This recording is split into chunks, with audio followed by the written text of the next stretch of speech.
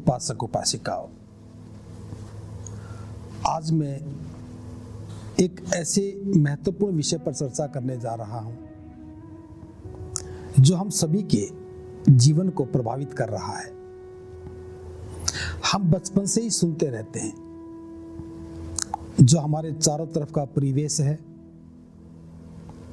उसमें इस प्रकार की चर्चाएं अक्सर होती रहती हैं। आज का मेरा विषय है आत्मा की मुक्ति कैसे हो। प्राय जब भी कोई व्यक्ति दुनिया से विदा होता है, उसका अंतिम संस्कार करने के बाद जब लोग सांत्वना के लिए वहां बैठते हैं तो एक विषय उनकी चर्चा में अक्सर रहता ही है, वो है जिस व्यक्ति की मृत्यु हुई है उसकी आत्मा की शांति के लिए कुछ करना चाहिए। और कमोवेश अधिकांश लोग इसी विचार में उलझे रहते हैं। जीवन पर्यंत चाहे हम आत्मा को स्वीकार करें या नकारें, लेकिन घर में किसी प्रियजन व्यक्ति की मृत्यु के पश्चात व्यक्ति निर्णय नहीं ले पाता कि उसे क्या करना चाहिए। और अक्सर जो समाज में प्रचलित अवधारणाएं हैं, प्रचलित परंपराएं हैं, उन्हीं का सहारा लेकर के उसी काम को करने लगता है। लेकिन ये प्रश्न आपके मन में उठ रहा होगा, क्या बौद्ध लोग आत्मा के अस्तित्व को स्वीकार करते हैं? क्या महाकारुणिक बुद्ध ने आत्मा को स्वीकार किया, आत्मा के अस्तित्व को स्वीकार किया? और जब हम ऐसी चर्चा करते हैं तो कुछ लोग कहते हैं कि जब भी कभी आत्मा की बात आई, परमात्मा की बात आई, तब तथागत चुप रहे, ना तो इनको नकारा और ना ही स्वीकार किया। लेकिन जो आज मैं बताने जा रहा हूं, इसको समझने के बाद आप स्वयं निर्णय कर पाएंगे कि तथागत ने आत्मा के बारे में क्या कहा। एक छोटा सा प्रसंग है जो तथागत के जीवन से जुड़ा है। एक नौजवान था, उसके पिता का देहांत हो गया। उसने अपने पिता का अंतिम संस्कार किया। जो भी कर्मकांड थे, विधि विधान थे, उन सभी को मानते हुए उसने सारे आयोजन किए। लेकिन उसके मन में एक बात बैठ गई कि उसके पिता की आत्मा भटक रही है। उसके पिता की आत्मा जब तक उसकी शांति के लिए कोई अनुष्ठान नहीं किया जाए, वो भटकती ही रहेगी। जब वह नौजवान सोता जागता, उसके मन में बस यही भाव बना रहता कि उसके पिता की आत्मा भटक रही है। अपने पिता की आत्मा की मुक्ति के लिए, आत्मा की शांति के लिए वह अनेकों पुरोहितों के पास गया, एक से बढ़कर एक योग्य पुरोहित के पास गया, अपनी समस्या को रखा, अपने पिता की आत्मा की शांति के लिए अनुष्ठान करने के लिए कहा और करवाया भी। लेकिन फिर भी उसके मन में यह विचार बना रहा कि उसके पिता की आत्मा की शांति नहीं हुई है, उसके पिता की आत्मा भटक रही है। काफी लंबा समय हो गया, वह नौजवान इसी बात से परेशान होता रहा। एक बार नगर में तथागत का आना हुआ तो किसी व्यक्ति ने उस नौजवान को कहा कि नगर में महाकारुणिक बुद्ध आए हुए हैं। वे महाकारुणिक हैं, दुनिया के शास्ता हैं, उनके बराबर कोई दूसरा व्यक्ति नहीं है। अगर तुम वहां जाओ और तथागत से अनुरोध करो और वे यदि तुम्हारे अनुरोध को स्वीकार कर लें तो निश्चित रूप से तुम्हारे पिता की आत्मा की शांति हो जाएगी। लेकिन साथ में यह भी बता दिया कि वे तथागत हैं, वे सम्यक संबुद्ध हैं, वो किसी प्रकार के कर्मकांड में विश्वास नहीं करते हैं और ना ही वो किसी के कर्मकांड करवाते हैं। फिर भी जाकर के अनुरोध करने में संभावना तो बनी ही रहती है। वह नौजवान ये बात सुनकर के तथागत के पास गया और हाथ जोड़ करके कहने लगा, हे तथागत, बड़ी उम्मीद लेकर के आया हूं। मुझे विश्वास है कि आप मुझे निराश नहीं करेंगे। मेरे पिता का देहांत हो गया, लेकिन मुझे लगता है कि उनकी आत्मा भटक रही है। अनेकों पुरोहितों के पास गया, जिसने जो कहा सो किया, लेकिन मैं अपने पिता की आत्मा की मुक्ति के लिए कुछ भी नहीं कर पाया। हे तथागत, आप ही उनकी आत्मा की शांति के लिए अनुष्ठान करना स्वीकार करो और मेरा भी कल्याण करो। मेरे पिता की आत्मा की शांति से ही मेरा कल्याण होगा। तथागत ने उस नौजवान की वेदना को ध्यान से देखा। तथागत तो महाकारुणिक थे, समझ लिया अगर इस नौजवान को इस समस्या से बाहर नहीं निकाला तो इसका सारा जीवन व्यर्थ चला जाएगा। तथागत ने उस नौजवान से कहा, हे नौजवान, मैं तुम्हारे पिता की आत्मा की शांति के लिए अनुष्ठान करूंगा। इतना सुनते ही वो नौजवान बड़ा प्रफुल्लित हो गया, बड़ा खुश हुआ कि लोग तो कह रहे थे कि तथागत संस्कार नहीं करवाते हैं, लेकिन तथागत ने स्वीकार कर लिया। हाथ जोड़ करके कहने लगा, तथागत, मुझे आदेश करें, मुझे क्या क्या करना है। तब तथागत ने कहा कि हे नौजवान, तुम 2 मिट्टी के घड़े लेकर के आओ। एक घड़े में कंकर पत्थर भरना है और दूसरे घड़े में घी भरना है। दोनों घड़े के मुंह अच्छी तरह से बंद करके मेरे पास ले आओ। वह नौजवान तेज कदमों से घर गया, 2 मिट्टी के घड़े लिए, एक में कंकर पत्थर भरा, एक में घी भरा, दोनों के मुंह अच्छी तरह से बंद करके दोनों कंधे पर रख करके वह तथागत के पास पहुंचा। तथागत ने कहा, तुम मेरे पीछे पीछे चलो। आगे आगे तथागत चल रहे थे, पीछे पीछे वह नौजवान था। उसके दोनों कंधों पर दोनों घड़े थे। नदी के किनारे पर जाकर के तथागत ठहर गए और उस नौजवान से कहा, तुम इन घड़ों के साथ पानी में उतर जाओ। वह नौजवान दोनों घड़ों सहित पानी में उतर गया। जब पानी थोड़ा गहरा हो गया तब तथागत ने कहा, ये दोनों घड़े पानी में रख दो। उसने ऐसा ही किया। तथागत अपने साथ एक बड़ा सा डंडा लेकर के गए थे। उस नौजवान को डंडा पकड़ा कर कहने लगे, अपने दोनों हाथ से डंडा पकड़ करके और एक एक घड़े को तोड़ दो। जब वह घड़े तोड़ रहा था तब मन ही मन बड़ा प्रफुल्लित हो रहा था कि संस्कार तो ठीक दिशा में चल रहा है। क्योंकि जब भी कोई व्यक्ति मरता है हम भी उसकी कपोल क्रिया करते हैं, दोनों हाथ में डंडा पकड़ करके ही उसके सिर को फोड़ा जाता है, घड़े को तोड़ा जाता है। तो नौजवान बड़ा प्रफुल्लित हो रहा था कि संस्कार तो ठीक दिशा में चल रहा है।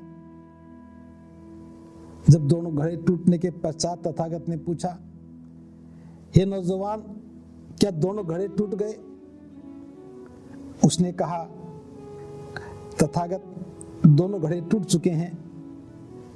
फिर तथागत ने पूछा, हे नौजवान, तुम ये बताओ, जिस घड़े में कंकड़ पत्थर थे वो कहां गए? उसने कहा कि वो तो पानी में डूब गए। फिर पूछा कि जिस घड़े में घी भरा हुआ था वो घी कहां गया? उस नौजवान ने कहा कि वो तो पानी के ऊपर तैर रहा है। फिर तथागत ने कहा कि नौजवान, ऐसा करो, तुम बाहर आ जाओ और नगर में जाओ, किसी योग्य पुरोहित को लेकर के आओ। कोई योग्य पुरोहित कुछ मंत्र बोले और उस बोले हुए मंत्रों से तैरता हुआ घी डूब जाए और डूबे हुए कंकड़ पत्थर तैरने लग जाएं, तब तुम्हारे पिता की मुक्ति संभव हो सकेगी। चूंकि ये मंत्र मैं जानता नहीं हूं, इसलिए मैं बोलता नहीं हूं। जितना संस्कार मैं जानता था उतना मैंने करवा दिया। शेष संस्कार तुम किसी योग्य पुरोहित से करवाओ। जब तथागत ने यह कहा तो वह नौजवान पानी में खड़े खड़े कहने लगा, हे तथागत, यह तो बिल्कुल भी संभव नहीं कि कोई पुरोहित आए और मंत्र बोले, उसके बोले हुए मंत्रों से तैरता हुआ घी डूब जाए और डूबे हुए कंकड़ पत्थर तैरने लग जाएं। हे तथागत, जब यह संभव ही नहीं है तो फिर आप मुझे ऐसा करने के लिए क्यों कह रहे हो? तथागत ने कहा, हे नौजवान, अब तुम बाहर आ जाओ। अब तुम मेरी बात को समझने के लायक बन चुके हो। अब तुम्हारा मस्तिष्क जो मैं कह रहा हूं उसे समझ सकने के लायक बन गया है। अब मेरी बात को ध्यान से सुनो। अगर तुम्हारे पिता ने कुशल कर्म किए हैं तो उनकी प्रशस्ति ऐसे तैरेगी जैसे नदी पर तैरता हुआ घी। ये नदी का पानी जहां तक भी जाएगा, घी ऊपर ही तैरता रहेगा। ये नदी का पानी समुद्र में भी चला जाएगा तो भी घी समुद्र के ऊपर ही तैरेगा। कुशल कर्मों की प्रशस्ति हमेशा ऊपर ही रहती है, तैरती रहती है। और यदि तुम्हारे पिता ने अकुशल कर्म किए होंगे तो उनकी प्रशस्ति ऐसे डूब जाएगी जैसे नदी में डूबे हुए कंकड़ पत्थर। अगर तुम अपने पिता से प्रेम करते हो तो तुम भी कुशल कर्म करो। उनके किए कुशल कर्म जो अधूरे रह गए उनको पूरा करो। तुम्हारे भी कुशल कर्म करने से, तुम्हारे कुशल कर्मों की प्रशस्ति से तुम्हारे पिता की प्रशस्ति भी आगे ही जाएगी। अगर तुम भी अकुशल कर्म करोगे तो तुम्हारे अकुशल कर्मों की प्रशस्ति तुम्हारे साथ साथ तुम्हारे पिता की प्रशस्ति को भी धूमिल करेगी। नौजवान की समझ में आ गया। पानी से बाहर निकल करके दोनों हाथ जोड़ करके तथागत के सामने खड़ा हो गया। हे तथागत, मैं तो धन्य हो गया। कितनी साधारण सी बात थी, अभी तक मैं समझ नहीं पाया था। कितने लंबे समय से मैं भटकता रहा पिता की आत्मा की शांति के लिए, और आपने मेरे सारे भ्रम को दूर कर दिया, मेरी सारे अज्ञानता को खत्म कर दिया। और वो नौजवान तथागत का अनुयायी बन गया। प्रबुद्ध उपासक उपासिकाओं, यहां जो सबसे महत्वपूर्ण बात है, इस घटना में जो सबसे महत्वपूर्ण पक्ष है, इसको समझना और जानना नितांत आवश्यक है। हम सभी लोग आत्मा की मुक्ति की बात करते हैं। हमारे मन में एक धारणा बंधी हुई है, हमारे मन में एक धारणा बनी हुई है कि आत्मा अजर है, आत्मा अमर है, आत्मा मरती नहीं है। व्यक्ति की मृत्यु के पश्चात एक शरीर से निकल करके वो दूसरे शरीर में प्रवेश करती है और जब तक उसे दूसरा शरीर नहीं मिलता वह भटकती रहती है। बस उसी आत्मा के भटकने के पीछे हम भी भटकते हैं। तथागत ने पूछा है, क्या किसी ने आत्मा को देखा है? क्या कोई आत्मा के स्वरूप को जानता है? क्या इस बात का कोई प्रमाण है कि एक शरीर से निकल करके आत्मा दूसरे शरीर में जाती है और कब जाती है? आत्मा अजर है, आत्मा अमर है, तो आत्मा पर हमारे द्वारा किए गए कर्मों का परिणाम कैसे आता है? हमारे किए हुए अकुशल कर्मों का या कुशल कर्मों का प्रभाव आत्मा पर कैसे पड़ता है? इस बात का कोई भी शोध हमारे पास नहीं है, कोई सटीक जानकारी किसी के पास नहीं है।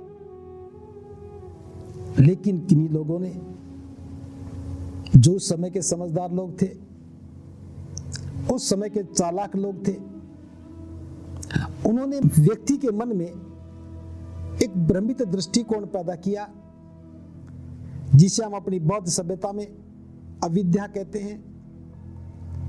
व्यक्ति को अंधकार में धकेला गया और उसके मन में ऐसी अवधारणा स्थापित कर दी कि आत्मा है, परमात्मा है, आत्मा है तो पुनर्जन्म है, और पुनर्जन्म है तो अगला जन्म अच्छा होगा या बुरा होगा, अगले जन्म में सुख मिलेंगे या दुख मिलेंगे, इस पर अपने जीवन में किए गए कर्मों का प्रभाव रहता है। स्वर्ग की कल्पना, नरक की कल्पना, ये सब आत्मा और परमात्मा के साथ बंध जाती हैं। चूंकि किसी ने आत्मा को नहीं देखा, परमात्मा को नहीं देखा, स्वर्ग को नहीं देखा, नरक को नहीं देखा, जिनकी कल्पनाएं थी उन्होंने कल्पनाएं की, जिनको बताना था वो बताते गए और सारे लोग मानते चले गए। अविद्या अधिक थी, अज्ञानता अधिक थी और सभी लोग उसे मानते चले गए। जब ज्यादा लोग मान रहे होते हैं, जब ज्यादा लोग एक ही बात पर विश्वास करने लगते हैं, तब हमें बड़ा सुरक्षित लगता है, तब हमें लगता है कि हम बिल्कुल ठीक हैं, हम बिल्कुल सही हैं, क्योंकि ज्यादा लोग जिस काम को कर रहे हैं उस काम को करने में किसी व्यक्ति विशेष को कोई खतरा नहीं होता। लेकिन बुद्ध ने कहा, जहां पुरोहित है वहां कर्मकांड है, और कर्मकांड इसलिए है कि वहां आत्मा और परमात्मा है, आत्मा परमात्मा है, इसलिए पाप और पुण्य है, और जहां पाप और पुण्य है वहां आत्मा दूषित होती है, आत्मा मैली होती है, आत्मा भटकती है। और इसका उपाय पुरोहित के पास है। पुरोहित कर्मकांड करता है, पुरोहित आयोजन करता है, पुरोहित मंत्रोच्चारण करता है, शुद्धि का सारा मार्ग पुरोहित के पास से गुजरता है और पुरोहित उसकी कीमत लेता है। पुरोहित को इस काम के लिए पैसा मिलता है, इसी पैसे से उसका जीवन चलता है। हम अज्ञानता में रहें, पुरोहित का जीवन सुरक्षित रहता है, इसलिए वो हमेशा भ्रम की स्थिति पैदा करता है। इसलिए वो कहता है, आत्मा की मुक्ति के लिए अनुष्ठान करो, आत्मा की मुक्ति के लिए कर्मकांड करो, आत्मा की मुक्ति के लिए तीर्थ करो। लेकिन तथागत ने कहा, आत्मा की मुक्ति के लिए नहीं, आत्मा से मुक्त होने के लिए काम करो। और आत्मा से मुक्त होने का एक ही सूत्र है, आप आत्मा पर, परमात्मा पर, स्वर्ग और नरक पर, भाग्य पर कितनी भी चर्चा कर लो, इस चर्चा का कोई अंत नहीं है। तथागत ने स्पष्ट कहा है, ऐसे विषय पर चर्चा करना जिसका जीवन निर्माण से कोई सरोकार नहीं है, जिसका जीवन निर्माण से कोई संबंध नहीं है, उस पर चर्चा करना समय को व्यर्थ करना है। तो आत्मा पर चर्चा करना, परमात्मा पर चर्चा करना, स्वर्ग और नरक पर चर्चा करना, भाग्य पर चर्चा करना, यह समय को व्यर्थ करना है। और इसकी चर्चा से बचेंगे, चर्चा से बाहर निकलेंगे, स्वीकार करना बंद कर देंगे, तो हम इस विषय से मुक्त हो जाएंगे। फिर हमारे सामने विषय नहीं रहेगा कि आत्मा की मुक्ति करनी है नहीं करनी, क्योंकि हम आत्मा से मुक्त हैं। ये जीवन जो है ये जीने के लिए है। इस जीवन को सुंदर बनाओ, इस जीवन से विकारों को नष्ट करो, कुशल कर्मों का संपादन करो। जो व्यक्ति जीवन में कुशल कर्म करता है उसकी प्रशस्ति लोग याद रखते हैं। जो लोग अकुशल कर्म करता है उसकी प्रशस्ति डूब जाती है, भूल जाते हैं। जब हम जीवन के दौर में हैं ये बात समझ में नहीं आती। जब किसी व्यक्ति को दुनिया से जाते देखते हैं तब हम जीवन के बाद मरण की बात करते हैं, लेकिन मरने के बाद किसी के पास करने को कुछ नहीं रहता है। इसलिए तथागत ने कहा है कि आत्मा और परमात्मा जैसे विषय पर उलझने की आवश्यकता नहीं है। आत्मा के विषय से मुक्त हो जाओ। जब हम आत्मा के विषय से मुक्त हो जाएंगे तभी जीवन निर्माण की बात करेंगे, और जीवन निर्माण की बात करेंगे तो जीवन निर्माण तो कुशल कर्मों से होता है, अच्छे कर्मों से होता है। अगर कुशल कर्मों का संपादन करेंगे तो हमारा जीवन सुंदरता के साथ निर्मित होने लगेगा। बस इतनी ही बात को समझना है कि कुशल कर्म महत्वपूर्ण है। जीवन का निर्माण कुशल कर्मों पर टिका है। मरने के बाद भी कुशल कर्मों को ही व्यक्ति याद रखता है। इसलिए मैं कहना चाहूंगा ये विषय सुस्पष्ट है। आत्मा कैसी भी है, लोगों की अवधारणाएं कैसी भी हैं, कोई उसे अजर माने, कोई अमर माने, उसके बारे में कोई कुछ भी कहे, लेकिन चूंकि हम महाकारुणिक बुद्ध के धर्म में विश्वास करने वाले लोग हैं तो हमें इस बात को स्वीकार करना चाहिए कि हमें आत्मा जैसे विषय से अपने आप को मुक्त करना चाहिए। हमें इस पर चर्चा नहीं करनी चाहिए और इससे संबंधित किसी भी घटना पर कोई अपनी राय नहीं रखनी चाहिए और हमें इसे बचना चाहिए। अगर ऐसा करेंगे तो निश्चित रूप से हमें भटकने की, हमें पुरोहित के चक्कर में पड़ने की और धन को गंवाने की कोई आवश्यकता नहीं पड़ेगी। अपने प्रियजनों के कुशल कर्मों को याद करो, उन कर्मों को और आगे बढ़ाओ, अपना भी कल्याण करो और दूसरों का भी कल्याण करो। ये विषय बहुत महत्वपूर्ण है। तो मैं कामना करता हूँ कि इस उदाहरण के साथ, इस प्रसंग के साथ आपकी समझ में आया होगा कि बौद्ध धर्म में आत्मा की मुक्ति के लिए नहीं बल्कि आत्मा से मुक्त रहने के लिए शिक्षा दी जाती है। आदमी इस बात को समझ ले तो निश्चित रूप से उसका कल्याण होगा और भ्रम की स्थिति से अपने आप को बाहर निकाल सकेगा।